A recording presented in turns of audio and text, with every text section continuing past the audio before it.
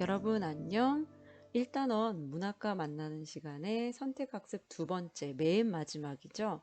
돼지고기 두억은 끊어왔다는 말 안도현 시인의 시를 배워보도록 하겠습니다. 교과서 74쪽입니다. 학습 목표 확인할게요. 학습 목표는 과거의 삶이 드러난 시를 오늘날의 삶에 비추어 감상해 보자입니다. 자, 이 시가 과거의 삶을 보여주고 있다라는 거죠. 언제의 삶을 보여주고 있을까? 그것도 생각해 보고요. 일단 안도현 시인이 어떤 시인인지 간단하게 볼게요. 안도현 시인은 1961년에 출생하셨어요. 그리고 낙동강이라는 시로 등단하셔서 1996년에는 어른을 위한 동화 연어라는 동화를 출간하시기도 하셨습니다. 이 연어라는 동화 굉장히 재미있었던 걸로 기억합니다. 안도현 시인의 대표적인 작품으로는요. 서울로 가는 전봉준, 너에게 묻는다, 연탄 한 장 이런 작품이 있는데요. 제가 여러분들에게 소개해주고 싶은 작품은 요겁니다. 여러분도 혹시 들어본 적 있을 것 같아요. 안도현 시인의 너에게 묻는다라는 시 중에서인데요. 연탄재 함부로 차지 마라.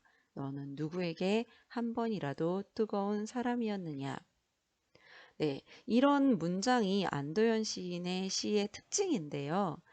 직접적으로 표현하고 쉬운 어휘로 표현하고 있는 특징을 갖고 있습니다.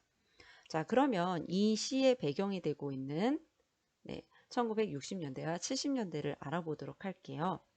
자, 1960년대와 70년대 지금의 모습과 굉장히 다르죠. 자, 1960년대와 70년대 초등학교에서는요. 운동회가 마을 잔치였다고 합니다. 한 집에 아이들이 3명, 4명씩 초등학교에 다니다 보니 온 집안 식구들이 아이들의 운동회에 다 참여했던 거죠. 그래서 이렇게 잔치 분위기였대요. 어, 전국 초등학생 입학수가 66만 명. 네, 지금 여러분들 40만 명 세대인데 66만 명이었대. 그런데 아이들이 갈수록 줄어요. 그러다가 졸업할 때는 52만 명, 14만 명이 없어졌죠. 왜 아이들은 학업을 포기한 것일까요? 1960년대에. 그 이유는 어려운 집안 형편 때문이었다라고 합니다. 이렇게 어린 아이가 새끼줄을 꼬고 또 집안일이나 농사일을 했었다고 합니다. 그리고 또 하나 힘들었던 것은 학교에 내야 했던 지금의 등록금, 월사금인데요. 워낙 액수가 커서 학교를 다니던 아이가 3일 동안 굶으면서 학교를 다녔다는 것을 선생님이 아시고 아이의 점심과 학비를 대주었다는 내용이 기사로까지 날 정도였습니다. 그럼에도 불구하고 그 시절 학구열이 정말 대단했는데요. 어느 정도의 학구열이었냐면요. 78년에 난 기사에는 떼학볕 아래 조회 중학교 38명이 졸도를 했다. 이렇게 나오는데요. 아침에 4km 떨어진 집에서부터 학교까지 떼학볕 아래 걸어왔대요. 그러다 보니까 중학생 38명이 쓰러졌다. 네, 아무리 더워도 학교를 가던 그런 시절입니다. 지금은 너무너무 더우면 휴교령이 내려질 수도 있는 시대잖아요. 그런데 이 시절은 그런 것보다는 공부가 더 중요했던 거죠. 자, 1960년대 1인당 국민소득, 국민의 연봉을 살펴보면 이렇게 낮습니다. 이게 1년 동안의 소득이에요. 1년 동안 가장 아버지가 벌어들였던 돈인데요. 자, 이거 지금 달러인데요. 이거를 원으로 지금 현재로 계산해 보자면 한 달에 2만 원 정도 월급이 한 달에 아버지의 월급이 2만 원 정도였던 시대입니다. 네, 이 시대에 돼지고기 값을 또 제가 알아봤어요. 돼지고기 값이 얼마였냐 하면 네, 여기 기사를 보면 뭐 소고기 값은 되게 올랐는데 돼지고기 값이 조금 더 변하지 않은 800원. 네, 800원이래요. 자, 이때 월급이 2만 원. 2만 원에 800원의 돼지고기. 굉장히 비싼 값이었겠죠. 그러니 이 시대의 사람들은 돼지고기를 먹는 것도 어려웠을 것 같습니다. 자, 그럼 우리 내용을 예측해 볼게요. 돼지고기의 두억은 제가 떠오르는 건, 야, 오늘 돼지고기 먹는 날이네. 이런 생각이 들 것 같아요. 그 다음, 아, 2억은이면 좀 양이 넉넉하지 않나? 지금 우리 집 식구를 생각하자면, 아, 사온 사람에 대한 고마움.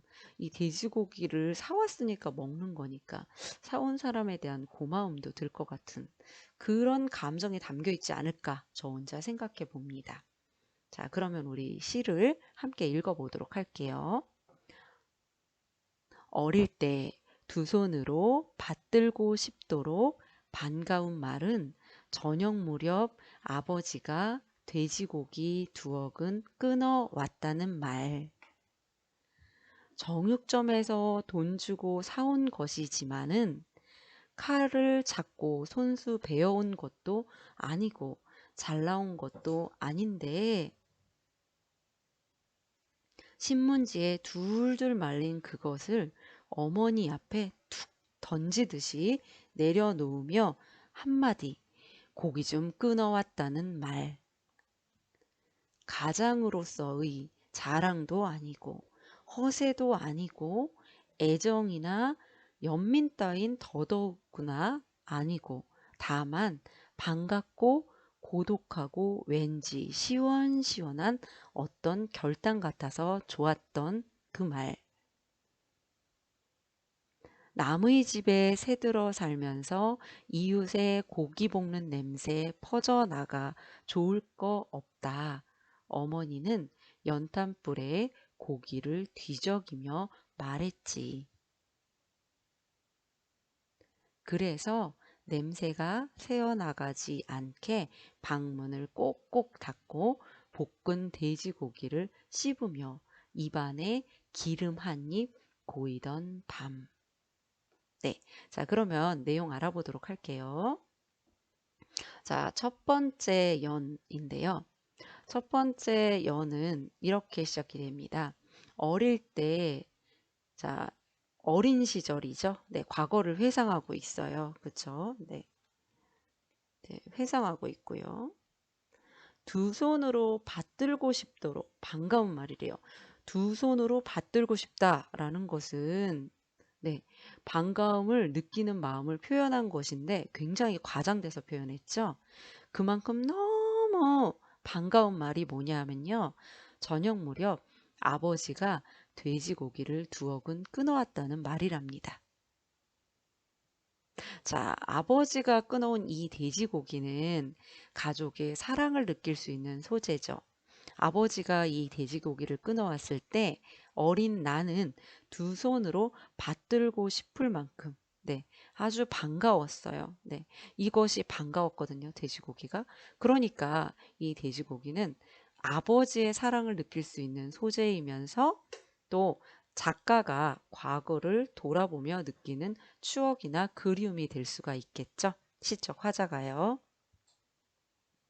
정육점에서 돈 주고 사온 것이지만은 네, 칼을 잡고 손수 베어온 것도 아니고 잘 나온 것도 아닌데 네, 결과적으로 특별할 것도 없는 네, 그런 말이에요. 돼지고기 2억은 끊어왔다는 그 말이요. 그렇지만은 신문지에 줄줄 말린 그것, 네, 돼지고기죠. 어머니 앞에 툭 던져요. 그러니까 되게 무뚝뚝하게 그렇게 던지는데, 네, 던지는데 돼지고기 끊어왔다는 말인 거죠. 근데 그 말이 두 손으로 받들고 싶을 만큼 너무너무 반갑고 고마운 말이었대요. 가장으로서의 자랑도 아니고 허세도 아니고 애정이나 연민 따윈 더더욱이나 아니고 다만 반가워요. 왜 반가울까요? 흔히 먹을 수 없는 돼지고기를 먹는 기쁨 때문이죠. 아빠의 월급이 2만 원인데 고깃값이 800원이에요. 돼지고기를 10번 먹으면 8,000원. 어떻게 돼요? 아버지의 월급의 거의 반이 날아가요. 그죠? 그러니까 이 돼지고기는 정말 비싸고 귀한 것이었음이 분명하죠. 고독하대요. 왜 고기에서 고독함이 느껴질까? 이런 느낌일 것 같아요. 네. 돼지고기를 사면서 아빠는 갈등하셨을 거예요. 이렇게 비싼데 자식을 위해 주어야지 살까 말까 홀로 갈등을 했어요. 그런데 시원시원한 결단, 아버지는 결단을 내렸습니다. 가족을 위해 돼지고기 2근을 사기로 결심한 그 마음이 결단이었다라는 거죠. 정말 큰 마음이었을 것 같아요. 그죠? 그래서 1년에서는 돼지고기 끊어왔다는 아버지의 말이 무척이나 반가웠던 어린 시절을 얘기하고 있습니다. 두 번째 연 보도록 할게요. 남의 집에 새들어 살며 이웃의 고기 볶는 냄새 퍼져나가는 좋을 거 없다. 네, 이 시대에 우리가 지금 시대적 삶을 알 수가 있는데요. 남의 집에 새들어 사는 게 뭐, 고기 볶는 게 뭐, 지금은 너무너무 대수롭지 않잖아요. 그런데 이때는 어, 고기를 먹는 일이 정말 특별했기 때문에 그리고 작은 일에도 이웃을 신경 쓰는 그런 시대적 배경을 갖고 있어요. 그래서 1960년대에서 70년대 이웃까지도 눈치를 보면서 이웃을 신경 쓰며 살았던 그런 시대적 상황을 우리가 또 알 수 있습니다. 자, 그러면서도 엄마는 연탄불에 고기를 뒤적이고 있어요. 이 연탄불도 역시 시대적 배경을 나타내는 말일 수 있어요.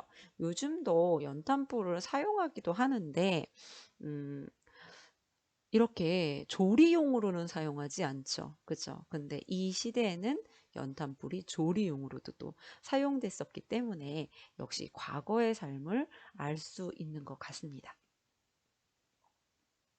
네. 자, 그 다음에 그래서 이연 전체의 소주제를 보면요. 이웃의 냄새에 퍼질 것을 걱정하며 돼지고기를 볶던 어머니의 모습이 나타나고 있습니다. 자, 그 다음 3년 볼까요? 그래서 냄새가 새어나가지 않게 방문을 꼭꼭 닫아요. 그리고 그러니까 이웃을 굉장히 신경 쓰고 있죠. 볶은 돼지고기를 씹으며 입안 가득 기름이 고여요. 네. 자, 그래서 이 부분에서는요, 작은 것에도 행복을 느낄 줄 아는 소박한 삶의 모습입니다. 사실 지금에서야 작은 것이지만 어쩌면 되게 큰 것이었을 수도 있어요. 네. 그러나 그 아버지께서 끊어온 이 돼지고기에서 행복이 느껴지는 거죠. 3년은요, 볶은 고기를 먹으며 행복을 느꼈던 어린 시절의 추억을 보여주고 있습니다. 자, 그래서요, 시 내용 전체를 정리해 보면, 네, 1년은 돼지고기를 끊어왔다는 아버지의 말이 반가웠던 시절, 그래서 아버지를 추억하고 있어요. 2연에서는 냄새 퍼질 것을 걱정하며 돼지고기를 볶던 어머니를 또 추억하고 있습니다. 그 다음에 어머니가 볶는 돼지고기를 먹으며 행복했던 자신의 모습을 추억하고 있습니다. 네, 이렇게 정리할 수 있을 것 같아요. 자, 그러면 시의 갈래, 성격, 주제, 특징을 알아보도록 할게요. 자, 시는 1960년대 현대시예요. 그리고 보면 알겠지만 연이나 연 구분이 세 개로 끊어져 있지만 산문시처럼 이렇게 나열되어 있죠. 굉장히 자유스럽고요. 그 다음에 정서를 표현하고 있는 서정시입니다. 그리고 성격은 굉장히 그 정서를 표현하는 서정적, 그 다음에 과거를 회상하고 있는 회상적인 성격을 갖고 있어요. 자, 주제 살펴볼게요. 기역, 니은 하지만 단란했던. 자, 지금 시적 화자.